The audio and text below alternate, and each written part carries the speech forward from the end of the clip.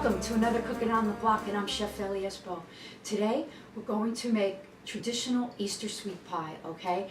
And I have to give credence to Anthony's grandmother, Lucia Valentino, because this is her recipe via Anthony's cousin Lou Valentino, and I really appreciate her sending me the recipe. So we're going to get started, and we need really good ingredients, and we need good Italian products. Fresh ricotta. You gotta get it. It's really creamy and delicious. We need fresh eggs, the dried citron, and of course, we need the wheat for our Italian wheat pie. Okay, now in Italy, during Easter, they make a lot of their pastries with wheat because it represents fertileness and springtime and all the good stuff. So you can use arborio rice, you can use barley, but I want to stick to tradition and use the wheat. Now, you are to use the white wheat kernels, and you need to soak them for overnight, and then you boil them, and it's a big rigmarole. But you know what? In a really good Italian market, you can get the grano cotta, and that means cooked grain, okay? And it comes in the jar, so your life is easy. It's authentic, so don't worry about it. There's no preservatives. It's good to go. All right, so let's get started on our filling, because I want it to sit before we roll out our pasta frolla. And pasta frolla is just an Italian sweet pastry, and I made that already and I put it in the refrigerator, and we're ready to roll it out. But like I said, I want to get our filling done, so let's go. So we're going to add our delicious ricotta, and this is 1.5 pounds, okay? And you see how it comes in the can and it drains all the juice, so we're going to just chuck that, and we need 1 cup of sugar, and we need a pinch of salt. Okay, and we're going to crack 4 eggs.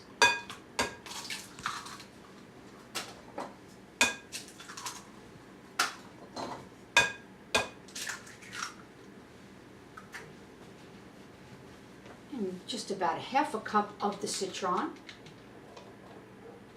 Gives it a nice, sweet, lemony flavor. Okay. And we need some vanilla extract.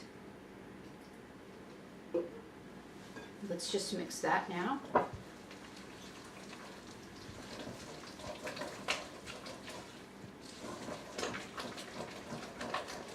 It's coming together already.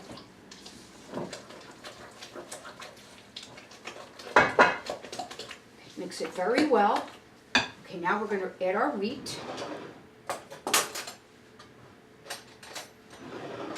This is what makes the pie, like Anthony said, real wet and sticky. So I hope I do justice to Lucia Valentino. Okay, and that's just about 1 cup. All right, set that aside also.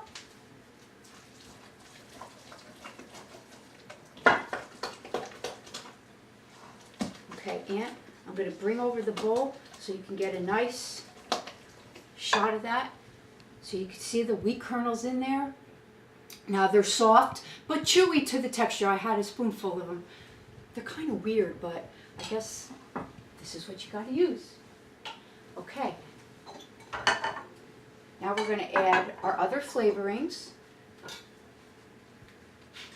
Orange rind.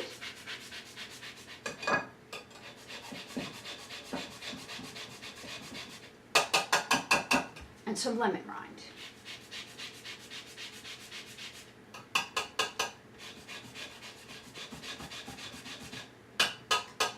That should do it. Mix that up again. And I'm going to add a little tiny bit of cinnamon oil. And when I say like a pinpoint amount, that's what I mean, because it's very, very strong. And that's the secret ingredient to cannolis, right? And of course we need ground cinnamon's going to go on the top of our crust. So we're going to set this aside, and we're going to start rolling out our dough.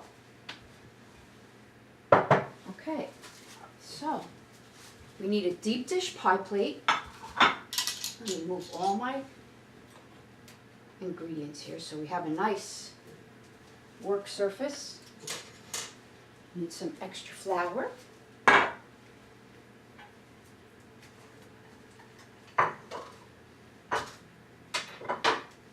My weapon. Okay, I can smell the cinnamon oil. Oh, it smells really, really good. Okay, now this is pasta frolla. And all that is a sweet pastry dough. Has sugar in it and eggs. And you know what? We're just going to roll this out like a regular old pie dough. And I have more over here to make the come si chiama on the top, you know, the strips. So I'm going to get my surface ready. Flatten it out. And you know what? I'm going to get a workout here. And I'm going to get this all nice and even. And when we come back, I'll show you how we get this pie together. And it's ready to go in the oven. Okay, you know what, I took a little taste of the filling and I thought it could use some more orange rind, so I did that. Alright, and I have rolled out my pasta frolla, and don't forget the recipe will be on the website, including the dough, the pasta frolla and the filling. And I have it rolled out into a deep dish, pie dish, okay? Now we're just going to pour our filling right into our crust.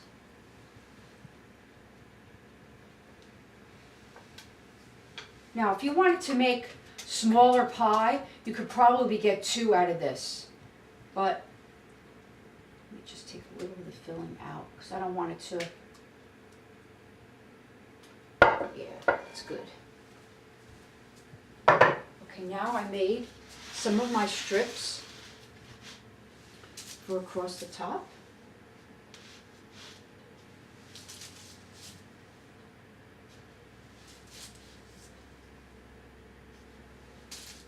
And it's got to be looking like Grandma's now, right? But the true test will come when Anthony eats it. Anthony says it looks like it, smells like it, so I don't see why this won't be as good.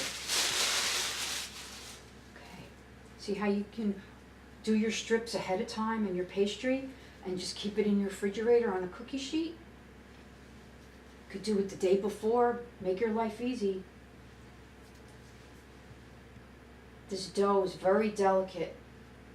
Okay, now we're just gonna make a nice decorative edge. The smell with the orange rind and the citron, it's coming through. I can smell it. And the cinnamon oil.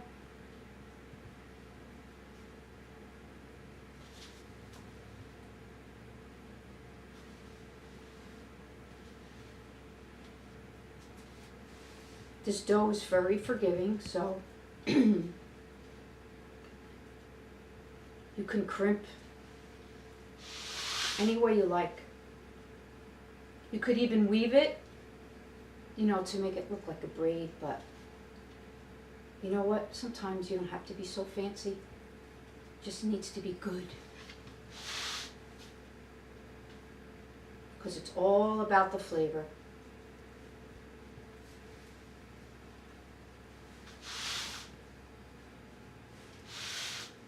Looking like a pie to me.